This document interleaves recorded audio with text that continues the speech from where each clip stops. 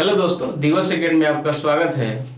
आज हम लोग पढ़ेंगे आपको पॉलिटी के सीरीज में आपको राज्य के नीति निर्देशक तत्वों के बारे में।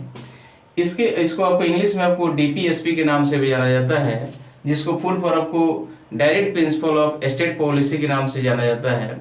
ये आपको सीरीज जो है आपको राज्य के नीति निर्देशक तत्व जो है इसको इस तरह से अरेंज किया गया है कि आपको आप चाहे जो भी एग्जाम दे रहे हैं उसमें से आपको जो क्वेश्चन बन सकते हैं इस लेक्चर से, यानी इस टॉपिक से जो क्वेश्चन बन सकते हैं वो सारे क्वेश्चन को किसी न किसी तरह से समाहित करने की कोशिश की गई है। यानी इसको इस तरह से अरेंज किया गया है कि कोई भी क्वेश्चन अगर इस टॉपिक से आता है तो इससे बाहर नहीं जाता है, नहीं जा सकता है। तो मैं चाहूंगा कि आप इसको अंत तक देखें और इसको अच्छे से आपको तैयारी करें, ताकि एग्जाम में जो भी क्वेश्चन आता है आप उसको कवर करें, यानी टच कर दें, यानी इसको आंसर जो है सही बना दें। तो आइए हम शुरू करते हैं आज का वीडियो और देखते हैं धीरे धीरे करके इसमें कौन कौन से आपको मेन फैक्ट्स आते हैं जो एग्जाम की दृष्टि से हैं। तो आइए हम शुरू करते हैं। सबसे पहले हम देखेंगे कि राज्य के नीति निर्देशक तत्व जो है ये आपको भाग 4 में आता है। कहाँ पे आता है? तो ये भाग 4 में आता है और अनुच्छेद देखा जाए तो अनुच्छेद आपको 36 से लेके 51 तक होता है। यानी क्या है? यानी आपको राज्य के नीति निर्देशक तत्व जो है ये भाग 4 में दिया हुआ है। इसके पहले हम लोग पढ़े हैं मौलिक अधिकार के बारे में जो आपको भाग 3 में था। उसके पहले हम लोग पढ़े हैं कि आपको जो भाग 2 में था वो नागरिकता था, और उसके पहले जो पढ़े हैं भाग 1 में वो संघ और उसका राज्य क्षेत्र था। तो उसी कड़ी में यह आज हम लोग पढ़ रहे हैं आपको भाग 4, जिसमें आपको ये अनुच्छेद 36 से लेकर के आपको 51 तक है। यानी राज्य के नीति निर्देशक तत्व का विस्तार जो है आपको आर्टिकल 36 से लेकर के 51 तक है ये।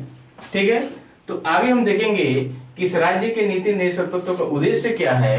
तो उद्देश्य यही है कि आपको सामूहिक रूप से भारत में आर्थिक एवं सामाजिक लोकतंत्र की स्थापना करना है। क्या है?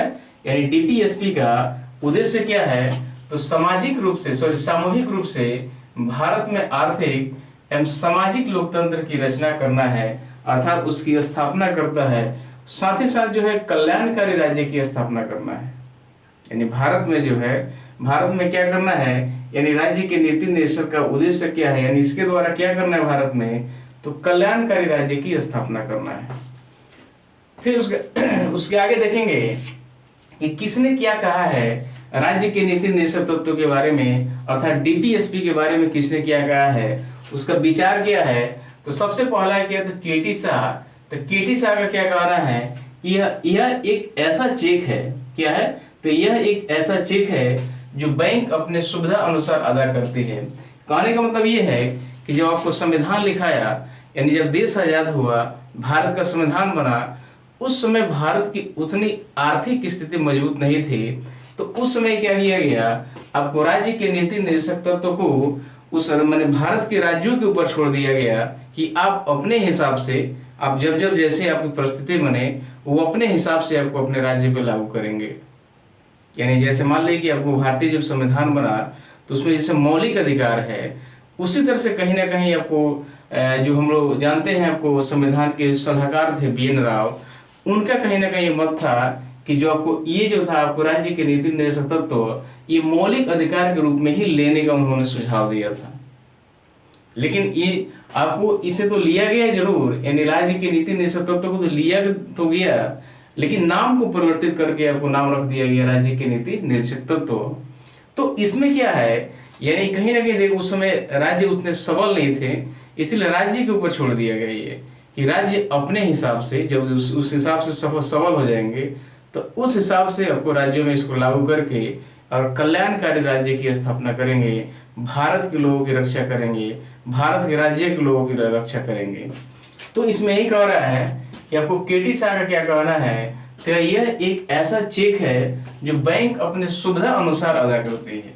यानी जब जैसी उसकी परिस्थिति बनती है उस तरह से कोई ना कोई फंड ला करके भारत के राज्य के लोगों को समझेगी, उसको सुविधा देती है, उसको लाभ पहुंचाती है। फिर उसके बाद है ग्रेनविल ऑस्टिन, यानी जी ऑस्टिन का कहना है कि यह संविधान की आत्मा है। क्या है? तो ग्रेनविल यानी जी ऑस्टिन का कहना है कि आपको राज्य के नीति निर्देशक तत्व जो है ये संविधान की आत्मा है। आप इसके पहले हम लोग पढ़े हुए हैं जैसे आपको भारतीय प्रस्तावना जो है यानी संविधान की प्रस्तावना जो है उसको कहीं ना कहीं आपको क्या तो संविधान की आत्मा कहा गया है। और बाबा साहेब भीमराव अम्बेडकर द्वारा संवैधानिक उपचारों का अधिकार जो है जो आर्टिकल 32 में दिया गया है उसे जो है आपको क्या संविधान की आत्मा कहा गया है। लेकिन यहाँ पे क्या कहा गया है जी ऑस्टिन के द्वारा कि आपको राज्य के नीति निर्देशक तत्व जो है ये आपको संविधान का आत्मा है।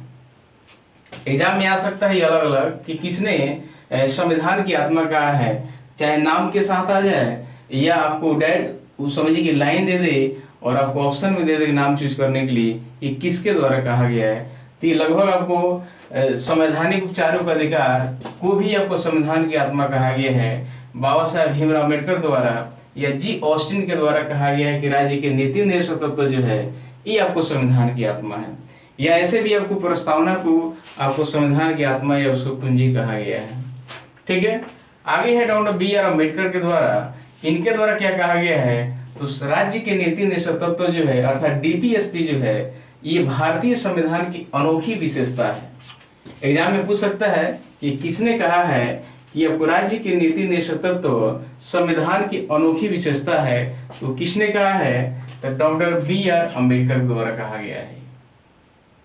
फिर उसका आगे देखेंगे राज्य के नीति निर्देशक तत्व जो है इसको वर्गीकृत किया गया है, कई खंडों में बांटा गया है, जिसमें से पहला आपको खंड आता है समाजवादी सिद्धांत, यानी सिद्धांत के तौर पे इसको 3 भागों में यहाँ पे बांट दिया गया है। इसमें समाजवादी सिद्धांत आता है, ये गांधीवादी सिद्धांत आता है, या उदारवादी सिद्धांत के रूप में यानी उदार बौद्धिक सिद्धांत के रूप में आता है।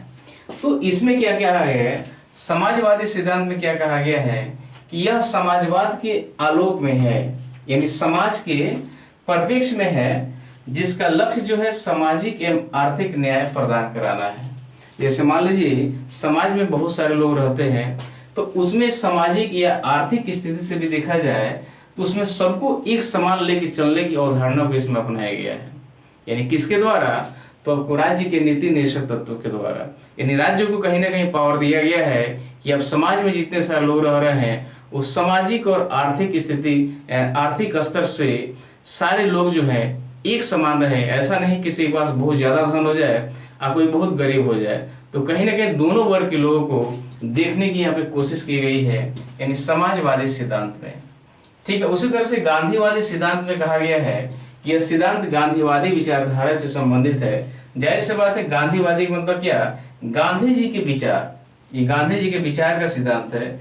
ये समाजवादी सिद्धांत मतलब समाज के आपको विचार का सिद्धांत दे दिया है। तो वही कह रहा है कि गांधीवादी सिद्धांत में यह सिद्धांत गांधीवादी विचारधारा पर आधारित है और गांधी जी के सपनों को साकार करने के लिए उनके जो है विचारों को इसमें शामिल किया गया है।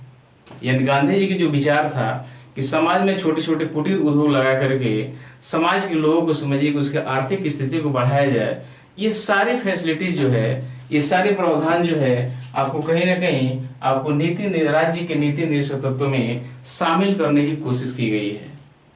क्या है, यानी देखिए सबसे पहले ये है कि राज्य के नीति निर्देशक तत्व का काम यही है कि आपको राज्य के लोग जो हैं उनको आर्थिक स्थिति सामाजिक स्थिति के स्तर को ऊंचा उठाने की कोशिश किया गया है। और किन किन स्तरों से उठाया जा सकता है, तो वही आपको समाजवादी सिद्धांत के द्वारा, गांधीवादी सिद्धांत के द्वारा या उदार बौद्धिक सिद्धांत के द्वारा किया गया है। तो हम लोग जानते हैं कि गांधी जी का शुरू से ही कहना था कि अगर यहाँ के लोगों को समझिए कि विकसित करना है तो उन लोग के घरों में या उन लोगों के आसपास में छोटे छोटे कुटीर उद्योग लगाने की जरूरत है। तो यही चीज जो है इसमें शामिल किया गया है, किसमें, DPSP में। फिर नेक्स्ट तीसरा है, तो तीसरा में क्या कहता है, उदार बौद्धिक सिद्धांत। तो इसके द्वारा क्या है कि इसमें उन सिद्धांतों को शामिल किया गया है जो उदारवादिता की विचारधारा से संबंधित है। ठीक है, तो ये 3 आपको सिद्धांत दिया गया है, समाजवादी सिद्धांत, गांधीवादी सिद्धांत और ये उदार बौद्धिक सिद्धांत के द्वारा कहीं ना कहीं आपको राज्य के नीति निर्देशक तत्व को यानी राज्य के परिप्रेक्ष्य में काम करने का ये समझिए तरीका बनाया गया है, एक आधार बनाया गया है। आगे है कि इसकी आलोचना क्या है, यानी DPSP की आलोचना क्या है। तो सबसे पहला है कि कोई कानूनी शक्ति नहीं है। क्या है कि सबसे पहला क्या है, ये कोई कानूनी शक्ति नहीं है, और दूसरा क्या है कि तर्कहीन व्यवस्था है। ठीक है, और आगे क्या है, तीसरा है रूढ़िवादी है, और चौथा क्या है तो संवैधानिक टकराव है। ठीक है, यानी इतनी सारी इसकी विशेषताएं होने के बावजूद भी आपको कहीं ना कहीं आपको राज्य के नीति निर्देशक तत्व में आपसे पूछ सकता है कि इसकी आलोचना क्या है ऑप्शन में टिक करने के लिए। तो इसमें सबसे पहला क्या है, ये कोई इसके पास कोई कानूनी शक्ति नहीं है। आपको सेकंड में कहेगा कि तर्कहीन व्यवस्था है, आपको थर्ड में क्या है तो रूढ़िवादी है, और नेक्स्ट में आपको है संवैधानिक टकराव है। जाहिर सी बात है, और इतनी सारी व्यवस्थाएं इसमें है, इतनी सारी एडवांटेज है, तो कुछ ना कुछ इसके विषय आपको क्या था, आपको आलोचना भी होगा, और ये आलोचना को भी कहीं ना कहीं एग्जाम में पूछा जा सकता है। आगे यहाँ पे हम लोग पढ़ेंगे जैसे मूल अधिकार एवं नीति निर्देशक तत्व में अंतर क्या है। जस्ट इसके पहले भाग थ्योरी में हम लोग पढ़े हैं मौलिक अधिकार के बारे में, और ये भाग 4 जो है आपको क्या है नीति निर्देशक तत्व है। तो यहाँ हम लोग देखेंगे दोनों में अंतर क्या है। तो सबसे पहला अंतर ये है कि आपको मौलिक अधिकार जो है वो किसी व्यक्ति विशेष से संबंधित है। क्या है, मौलिक अधिकार जो है ये किसी व्यक्ति विशेष से संबंधित है, ये किसी पार्टिकुलर व्यक्ति को समझिए कि अपना उसका मौलिक अधिकार होता है। लेकिन कहीं ना कहीं नीति निर्देशक तत्व जो है यानी डीपीएसपी जो है वो किसी राज्य के लिए दिया गया है, ये किसी व्यक्ति के लिए नहीं दिया गया। नीति निर्देशक तत्व ये किसके लिए दिया गया है, राज्य की शक्ति दी गई है, और वो अपने हिसाब से वो राज्य के लोगों के विकास के बारे में वो कोई ना कोई समझ की योजना ला करके उसको आगे बढ़ाने की कोशिश करेगा। तो ये आपको नीति निर्देशक तत्व जो है ये राज्य के परिप्रेक्ष्य में है, अर्थात ये राज्य के लिए है, और आपको मौलिक अधिकार जो है ये व्यक्ति विशेष है, अर्थात किसी व्यक्ति के लिए है। नेक्स्ट इसमें है कि ये भाग 3 में आता है, यानी मौलिक अधिकार किस में आता है, भाग 3 में आता है। लेकिन वही नीति निर्देशक तत्व जो है ये भाग 4 में आता है। आर्टिकल के रूप में देखा जाए तो ये आपको अनुच्छेद 12 से लेकर 35 के अंदर आता है। क्या है, तो ये मौलिक अधिकार जो है ये आर्टिकल 12 से लेकर 35 के अंदर आता है, और नीति निर्देशक तत्व जो है अनुच्छेद 36 से लेकर 51 तक आता है, यानी 36 से लेकर के 51 तक होता है। फिर उसके बाद जो है आपको मौलिक अधिकार कहाँ से, इसका स्रोत कहाँ है, ये कहाँ से लिया गया है, तो ये अमेरिका से लिया गया है। क्या है, यानी मौलिक अधिकार कहाँ से, अमेरिका से लिया गया है। वही नीति निर्देशक तत्व जो है जो हम लोग के देश में जब भारतीय संविधान बना तो उसमें सबसे ज्यादा हिस्सा किसी का आया, तो 1935 अधिनियम का बहुत सारे आपको एक्ट को, धारा को, उसके प्रावधानों को भारतीय संविधान में समाहित करने की कोशिश की गई। उसी में सबसे पहले आपको उसमें आपको नीति निर्देशक तत्व का प्रावधान उसमें दिया गया था, वहां से भारतीय संविधान में अडॉप्ट किया गया। लेकिन हम लोग क्या पढ़ते हैं, हम लोग ये पढ़ते हैं कि आपको नीति निर्देशक तत्व जो है वो आयरलैंड से लिया गया है। अब इसलिए है कि जो 1935 का जो अधिनियम था उसमें जो आपको नीति निर्देशक तत्व जो था वो खुद आपको आयरलैंड से ही लाया गया था। इन दोनों को कंफ्यूजन नहीं होना चाहिए। यानी आपको नीति निर्देशक तत्व जो है हम लोग पढ़ते हैं कहाँ से लिया गया है, तो आयरलैंड से लिया गया है। लेकिन इसका मेन वास्तविकता ये है कि 1935 या 1935 का जो अधिनियम है वहां से लाया गया भारतीय संविधान में, और यहाँ पे नीति निर्देशक तत्व को आयरलैंड से लाया गया था। इसलिए हम लोग पढ़ते हैं कि भारतीय संविधान में आपको नीति निर्देशक तत्व जो है वो आयरलैंड से लाया गया है। नेक्स्ट है कि आपको न्यायालय में परिवर्तनीय है। ये क्या है, जैसे मान लीजिए कि आपकी कोई मौलिक अधिकार का हनन करता है, कोई उसको प्रभावित करता है, तो उसके लिए आप न्यायालय में जाकर के उसको लागू करा सकते हैं। लेकिन आपको नीति निर्देशक तत्व जो है इसके लिए आप किसी न्यायालय में जाकर के आप उसको परिवर्तन लागू नहीं करा सकते हैं। क्यों, क्योंकि टोटली है ये राज्य के क्षेत्र में है, राज्य के अधिकार क्षेत्र में है। ये राज्य जब चाहेगी तभी आपको ये देगी। कौन सा था, नीति निर्देशक तत्व, यानी राज्य को लोगों को जो विकास करना है, किस रूप में विकास करना है, ये खुद आपको राज्य सरकार जानती है।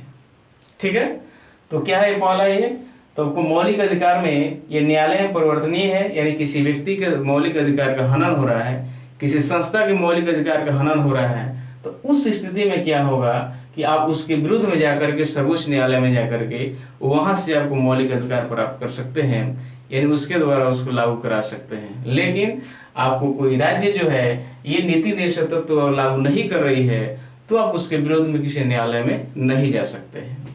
नेक्स्ट है, इसका उद्देश्य क्या है? तो आपको मौलिक अधिकार का उद्देश्य था कि राजनीतिक लोकतंत्र की स्थापना करना। क्या है ये? मौलिक अधिकार का उद्देश्य क्या था? तो राजनीतिक आपको लोकतंत्र की स्थापना करना। वहीं आपको नीति निर्देशक तत्वों की आपको क्या उद्देश्य है? तो सामाजिक एवं आर्थिक लोकतंत्र की स्थापना करना, या हम कह सकते हैं आपको कल्याणकारी राज्य की स्थापना करना। ठीक है, एक बार और इसको देख लीजिए। मौलिक अधिकार का उद्देश्य क्या है? तो राजनीतिक लोकतंत्र की स्थापना करना। और आपको नीति निर्देशक तत्वों की आपको उसका समझिए कि क्या उद्देश्य है? तो सामाजिक एवं आर्थिक लोकतंत्र की स्थापना करने का उद्देश्य है। नेक्स्ट देखा जाए तो आपको आपातकाल के समय में, यानी भारत में जब आपातकाल लागू होता है तो आपातकाल के समय में आपको मौलिक अधिकार वहां से रद्द हो जाती है, यानी लोगों के पास जो मौलिक अधिकार है वहां से निष्क्रिय होते, मतलब हट जाता है ये, यानी राष्ट्रपति जो है वो मौलिक अधिकार को वापस ले लेता है। ठीक है, यही कह रहा है आपातकाल के समय में ये मौलिक अधिकार क्या हो जाता है? तो रद्द हो जाता है।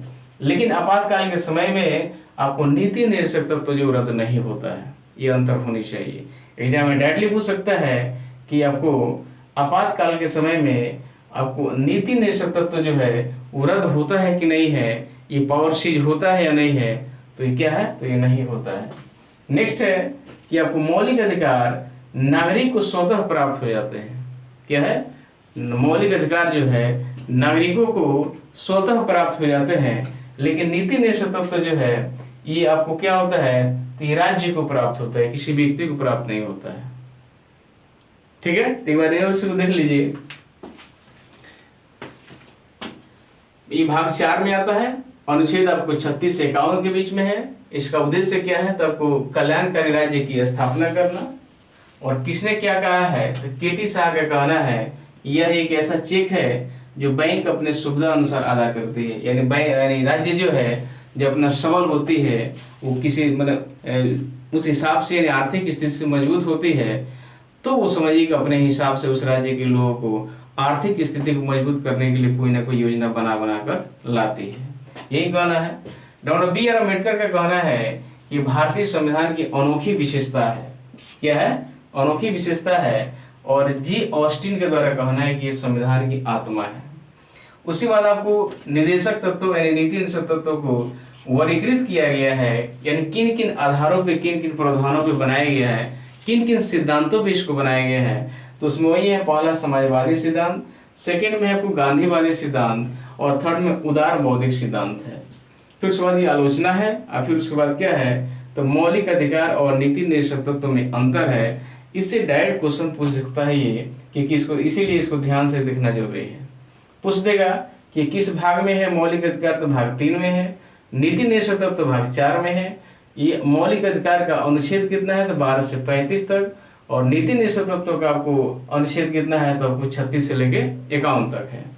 फिर उसी तरह क्या है? इसका स्रोत देखा जाए तो ये मौलिक अधिकार अमेरिका से लिया गया है, और नीति निर्देशक तत्व जो है कहाँ से लिया गया है? तो आयरलैंड से लिया गया है। ये आपको मौलिक अधिकार न्यायालय में परिवर्तनीय है, यानी किसी व्यक्ति के मौलिक अधिकार का हनन हो रहा है तो उस स्थिति में वो व्यक्ति सर्वोच्च न्यायालय में जाकर के वहां से आपको अपना मौलिक अधिकार प्राप्त कर सकता है, यानी वहां से लागू करा सकता है। लेकिन आपको नीति निर्देशक तत्व के लिए अगर कोई राज्य नहीं दे रहा है आपको, तो आप उसके विरुद्ध आप कहीं नहीं जा सकते हैं। फिर उसका उद्देश्य क्या है मौलिक अधिकार का? तो मौलिक अधिकार का उद्देश्य है कि राजनीतिक लोकतंत्र की स्थापना करना। और नीति निर्देशक तत्व की आपको क्या उद्देश्य है? तो सामाजिक एवं आर्थिक लोकतंत्र की स्थापना करना, अर्थात कल्याणकारी राज्य की स्थापना करना। फिर उसी तरह क्या है? आपातकाल के समय ये रद्द हो जाता है मौलिक अधिकार, लेकिन नीति निर्देशक तत्व जो आपको रद्द नहीं होता है। फिर उसी तरह से आगे है कि अधिकार ये क्या है? तो नागरिक को स्वतः प्राप्त हो जाते हैं, यानी मौलिक अधिकार नागरिक को स्वतः प्राप्त हो जाते हैं। लेकिन ये जो है आपको नीति निर्देशक तत्व का अधिकार जो है ये किसको होता है? तो राज्य को होता है। एक चीज यहाँ पे है, यानी मौलिक अधिकार जो है किसी व्यक्ति विशेष से है, और नीति निर्देशक तत्व जो है वो किसी राज्य से संबंधित है। तो आइए फिर इसको मरफ करते हैं और आगे देखते हैं कि और इसमें क्या है। अब हम लोग यहाँ देखेंगे कि इसमें जितने सारे आर्टिकल हैं जो आपको 36 से लेकर के 51 तक है आपको नीति निर्देशक तत्व के आर्टिकल, इसमें से प्रत्येक आपको आर्टिकल जो है उस आर्टिकल में कौन कौन से प्रावधान दिए गए हैं इसको हम लोग देखेंगे। तो सबसे पहला आर्टिकल आपको 36 है। इस 36 में आपको राज्य शब्द को परिभाषित किया गया है, यानी आर्टिकल 36 जो है उसमें क्या किया गया है, को राज्य शब्द को परिभाषित किया गया है। और ये वही परिभाषा इसका है जो आपको मौलिक अधिकार में पढ़ते समय हम लोग आर्टिकल 12 में पढ़े थे।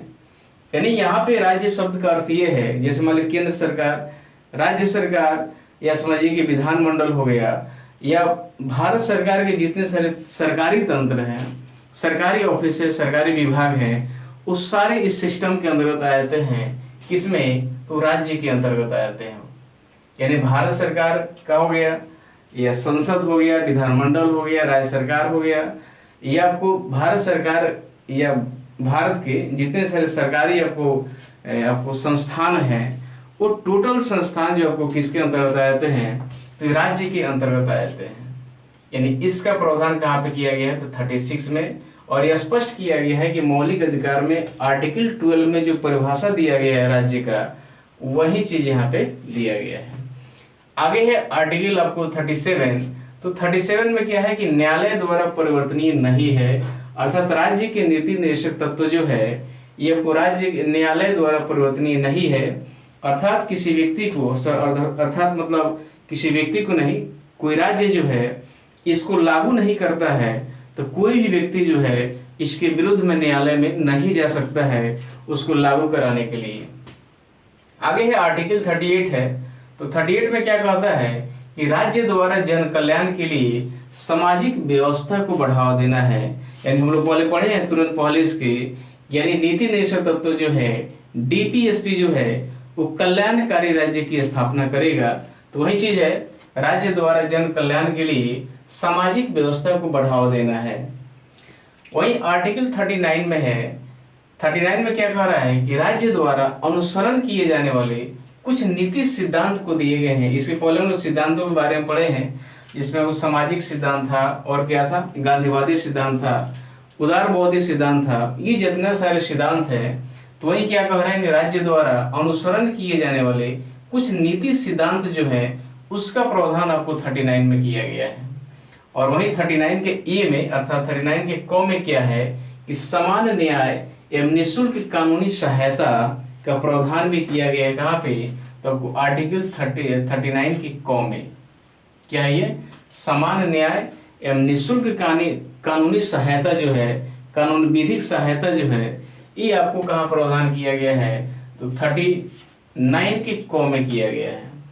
फिर उसके बाद जो है यहाँ एक चीज और है, इसको अगर 5-5 करके हम लोग याद करें तो ये लगभग आपको सारा याद हो सकता है। एक बार में टोटल और याद किया जाए तो कठिन होगा, लेकिन इसको 5-5 करके और इसको ग्रुप में करके इसको याद किया जाए तो आसानी पूर्वक इसको याद किया जा सकता है। तो इसलिए एक बार और इसको देखते हैं। अनुच्छेद 36 में क्या है, राज्य शब्द को परिभाषित किया गया है। और 37 में क्या है, तो आपको न्यायालय द्वारा इसको परिवर्तनीय नहीं होगा ये बताया गया है। यानी कोई राज्य नीति निर्देशक तत्व लागू नहीं करता है तो कोई उसके विरुद्ध में आपको न्यायालय नहीं जा सकता है।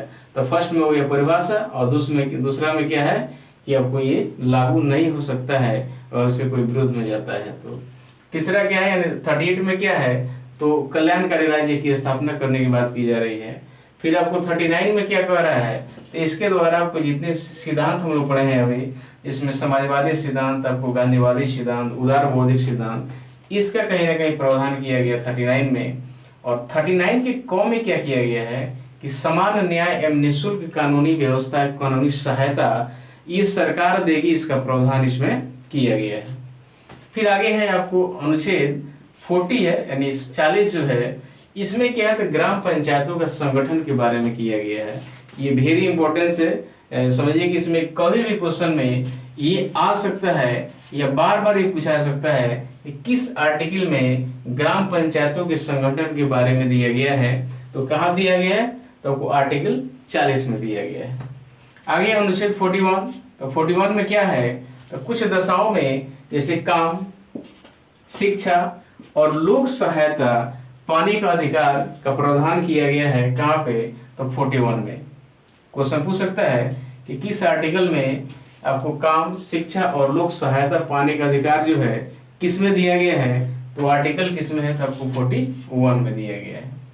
उसी तरह से आपको 42 में क्या है, तो 42 में है कि काम की न्याय संगत और मानवोचित दशाओं का आपको तथा प्रसूति दशाओं का उपबंध के बारे में आपको बताया गया है। आपको 42 में क्या है, तो पहला 41 में क्या है, तो कुछ दशाओं में काम, शिक्षा और लोक सहायता पाने का अधिकार दिया गया है।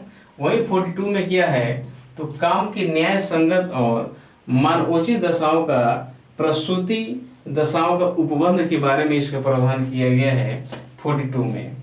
43 में क्या किया गया है, तो कर्मकारों के लिए निर्वाह, मजदूरी एवं कुटीर उद्योगों को बढ़ाने का प्रयास किया गया है।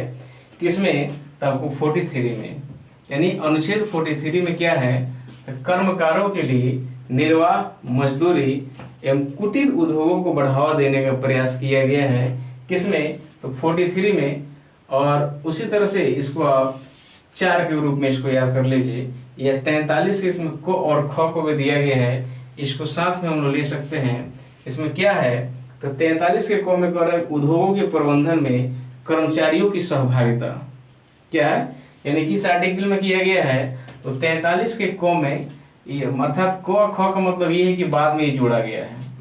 तो 43 के को में क्या कह रहा है कि उद्योगों के प्रबंधन में कर्मचारियों की सहभागिता का प्रावधान इसमें किया गया है। उसी तरह से आपको 43 के ख में क्या है, तो सहकारी समितियों को प्रोत्साहित किया गया है। किसमें, तो आपको 43 के ख में, ठीक है, क्या ये, तो क में है 43 के क में उद्योगों को प्रबंधन में कर्मचारियों की सहभागिता, और 43 के ख में है कि सहकारी समितियों को प्रोत्साहन। तो एक ग्रुप ये हो गया और दूसरा ग्रुप ये हो गया।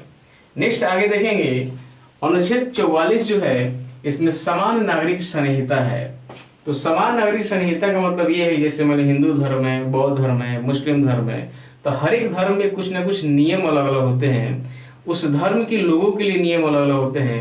तो कहीं ना उस सबको समान करने के लिए आपको संहिता है जिसको समान नागरिक संहिता कहा जाता है। ये आपको अनुच्छेद 44 में है और सरकार चाहेगी तो इसको लागू कर सकती है, यानी लोग इसको विरुद्ध में जाकर ऐसे जबरदस्ती इसको लागू नहीं करा सकते हैं। जब सरकार जब चाहेगी तभी लागू हो सकता है, लेकिन कहीं ना कहीं आपको देश के लिए बहुत जरूरी है, लेकिन अभी तक ये लागू नहीं हुआ है।